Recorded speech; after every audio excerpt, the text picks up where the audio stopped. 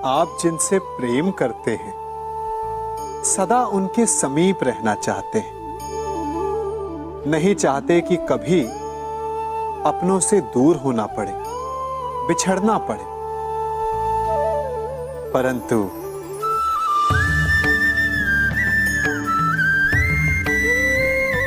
एक समय के पश्चात अपनों से दूर हो जाना उन्नति के लिए आवश्यक है। आप माता पिता हैं ना?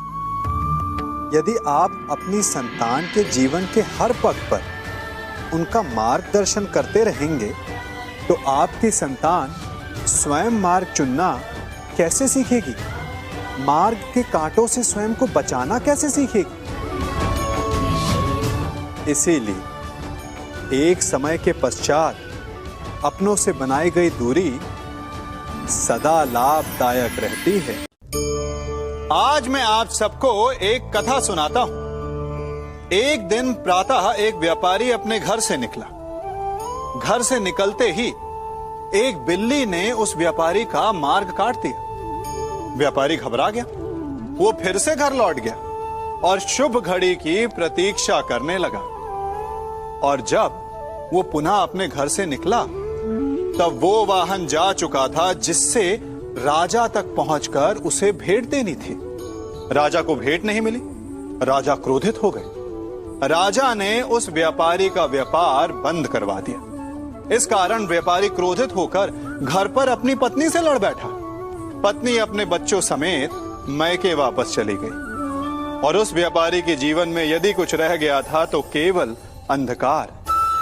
और इन सब का कारण वो उस बिल्ली को मानता रहा जिसने उसका मार्ग काटा था। ऐसा ही एक दूसरा व्यापारी राजा को भेंट देने निकला और उस व्यापारी का मार्ग भी एक बिल्ली ने काट दिया। वो व्यापारी तनिक घबराया, परंतु उसने आगे बढ़ना अधिक उचित समझा। राजा तक वो समय पर पहुंचा। उसने राजा को भेंट दी। राजा प्रसन्न हुए और राजा ने व्यापारी को अपना व्यापार बढ़ाने की अनुमति दी, स्वर्ण आभूषण दी। जब व्यापारी घर पर पहुंचा तो पत्नी को आभूषण और अपने बच्चों को देने के लिए वस्त्र थे उसके पास। हर ओर प्रसन्नता थी। समझ रहे हैं ना? दोनों के साथ एक ही प्रकार की घटना हुई, परंतु दोनों की प्रतिक्रिया भिन्न थी। ऐसा ही हमारा जीवन भी है। हमारे जीवन में प्रारब्ध का अपना स्थान है, परंतु उससे कई अधिक महत्वपूर्ण हमारी प्रतिक्रिया, हमारे सोच का प्रभाव है, क्योंकि यही हमारे जीवन को आकार देते हैं। इसलिए अपनी सोच को सकारात्मक रखिए। आपका जीवन सदैव आनंदमय।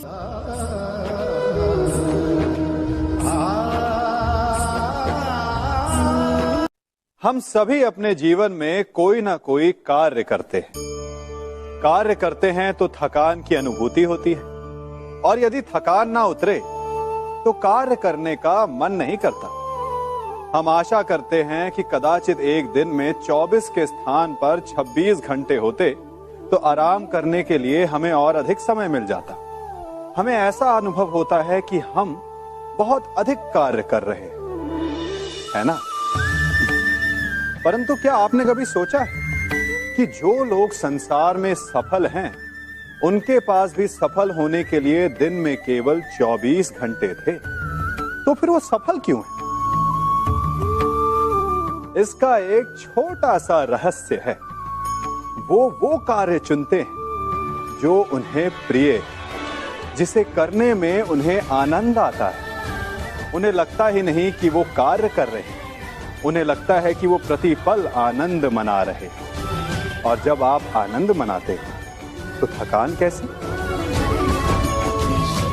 इसलिए यदि आप जीवन में कोई भी कार्य करें तो वो आपके मन को भाना चाहिए, या जो कार्य आप कर रहे हैं उसे अपने मन को भा देने दो। सफलता आपको मिलेगी। कभी सोचा है हमारा जीवन भी उस रेत की घड़ी की भांति है। जो रेत नीचे गिर चुकी है वो हमारा अतीत है, जो अब भी ऊपर है वो हमारा आने वाला भविष्य है, और वर्तमान ये संकुचित स्थल है जहां से धीरे धीरे करके रेत गिर रही है। अर्थात हमारे पास जीने के लिए यही एक क्षण है। उसका उपयोग कैसे करना है ये हम पर निर्भर करता है। जो बीत गया उसका दुख मनाना है, या जो भविष्य में होने वाला है उसकी प्रतीक्षा में क्रोध करना है। सब कुछ करने के लिए यही एक क्षण है। प्रसन्न रहना है तो उसके लिए भी यही एक पल है। प्रतीक्षा करते रहोगे तो ये पल भी भूतकाल में बदल जाएगा। इसलिए आनंद के लिए, परोपकार के लिए प्रतीक्षा ना कीजिए।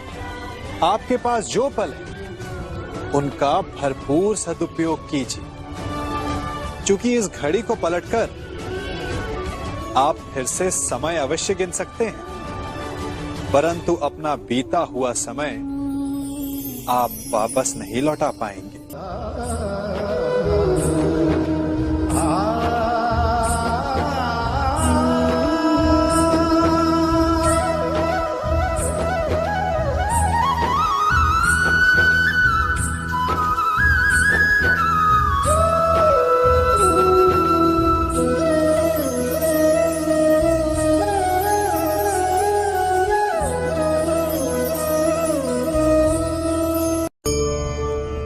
मनुष्य भी बड़ा विचित्र प्राणी है। अपनों से नीचे के स्तर के लोगों को वो हे दृष्टि से देखता है, उनका उपहास उड़ाता है, उनसे बार बार कहता है कि तुम्हारा कुछ नहीं हो सकता, तुम भविष्य में कुछ नहीं कर पाओगे। जब मनुष्य के पास धन, संपत्ति, मान होता है तो वो दूसरों का आदर नहीं करता, परंतु वो एक बात भूल जाता है कि उससे भी अधिक शक्तिशाली कोई अस्तित्व में है, और वो है समय। काल। काल अपना चक्र कब बदलेगा ये कोई नहीं जानता। समय अपनी करवट कब लेगा ये कोई नहीं जानता। कोयला भी समय के साथ साथ हीरे में परिवर्तित हो जाता है। इसलिए जीवन में कभी भी किसी का भी उपहास नहीं उड़ाना चाहिए।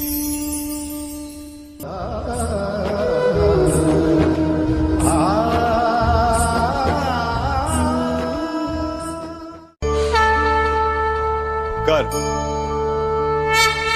अभिमान और अहंकार, ये तीनों सुनने में एक जैसे लगते हैं, परंतु तीनों का अर्थ भिन्न होता है और परिणाम भी। तीनों का आरंभ प्रेम से होता है। स्वयं से प्रेम, परिश्रम हमारे मन में गर्व को जन्म देता है और सफलता अभिमान जगाती है। यहां तक ठीक है, परंतु जब ये भावना अहंकार बन जाती है तब वो समस्या बन जाती है, क्योंकि सबसे बुरा अंत अहंकारी का ही होता है।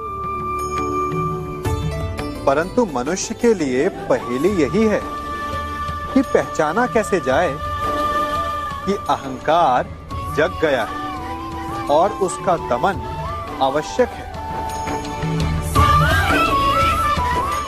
इसका उत्तर मैं नहीं, आपका मन देगा।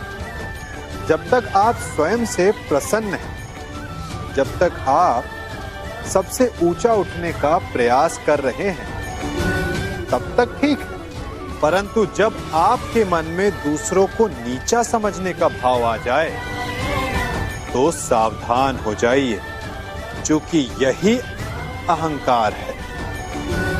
जो वास्तव में आपको हीन कर रहा है।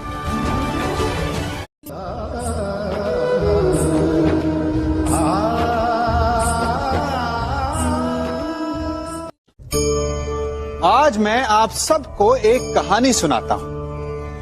एक दिन गोकुल में दो व्यापारी आए। एक व्यापारी शहद का था, बड़ा मीठा शहद था उसका, परंतु वो गोकुल में टिक नहीं पाया। उसके व्यापार ने घाटा खाया और शीघ्र ही वो गोकुल छोड़कर चला गया। और दूसरा व्यापारी मिर्च का था। पहले दिन वो एक पोटली लाया और दूसरे ही दिन वो पूरी बैलगाड़ी भर कर लाया। और धीरे धीरे पूरी मथुरा में उसकी धाक जम गई। मुझे बड़ा आश्चर्य हुआ, तो मैंने बाबा से पूछा कि ऐसा क्यों कि एक मीठे शहद का व्यापारी कंगाल हो गया और एक मिर्च का व्यापारी धीरे धीरे नगर सेठ बन गया। बाबा मुस्कुराए और उन्होंने कहा कि मीठी बोली बोलने वाले की तीखी मिर्च भी बिक जाती है, और जो कड़वी बोली बोलता है उसका मीठा शहद भी नहीं बिकता। वाह, कितने उत्तम विचार हैं उनके, और उचित ही है। मनुष्य अपने जीवन में सदैव अपने वचनों से उठता है और अपने वचनों से ही गिरता है। इसलिए अपने जीवन में सदैव मीठी बोली बोलने का प्रयास कीजिए, आपका जीवन सरल हो जाएगा। मनुष्य की सबसे बड़ी दुर्बलता क्या होती है? सोचिए। धन, प्रेम, अहंकार। मनुष्य की सबसे बड़ी दुर्बलता होती है उसके रहस्य। चाहे आप कितने भी शक्तिशाली क्यों ना हो, कितने भी प्रबल क्यों ना हो, परंतु उसके रहस्य उसके नाश की चाबी होती है। इसलिए यदि प्रबल रहना है, शक्तिशाली रहना है, समर्थ रहना है, तो अपने रहस्य को किसी को भी ना बताएं, ना मित्र को और ना ही शत्रु को, क्योंकि समय पड़ने पर कब कौन शत्रु हो जाए ऐसा कहना संभव नहीं।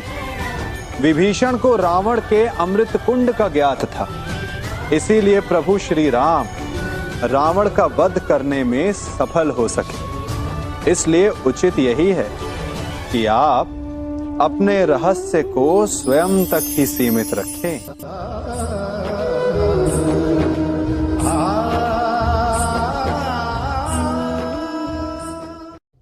युवा अवस्था भी हमारे जीवन का कितना सुंदर काल होता है ना। बाहु में बल, मन में कुछ बड़ा कर जाने की चाह, आंखों में भविष्य के सुंदर और कोमल सपने। और इसी अवस्था में मनुष्य के भीतर पनपता है प्रेम।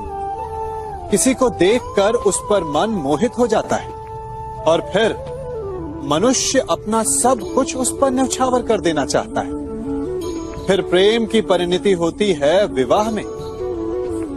क्यों?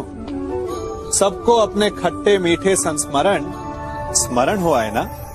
परंतु यहीं से अधिकतर माता पिता और संतान के मध्य विचारों का विरोध प्रारंभ हो जाता है। संतान को लगता है कि उसका चुना जीवन साथी ही उसके लिए उपयुक्त है, और माता पिता को लगता है कि संतान अनजाने में भूल कर रही है। संतान का तर्क होता है कि उसे विवाह किससे करना है, ये उसका अधिकार है, और माता पिता का तर्क ये होता है कि अब भी जीवन साथी चुनने की समझ संतान में है ही नहीं। तो इस अवरोध को काटा कैसे जाए, उचित निर्णय कैसे लिया जाए? इसका एक ही मार्ग है, अपने उत्तरदायित्व का भान और अपनों से बड़ों के मापदंडों का भान। विवाह करने से पूर्व ये जान लेना आवश्यक है कि विवाह केवल अपने प्रेम को पाने का मार्ग नहीं है, अपितु विवाह से जीवन का एक नया द्वार भी खुलता है, और हर नए जीवन के साथ नए उत्तरदायित्व भी होते हैं। और यदि इन उत्तरदायित्वों को समझकर निर्णय लिया जाए तो विश्वास कीजिए आपका दाम्पत्य जीवन आनंद से भरा रहेगा और आपको कभी ये पछतावा नहीं होगा कि आपने कोई अनुचित निर्णय लिया।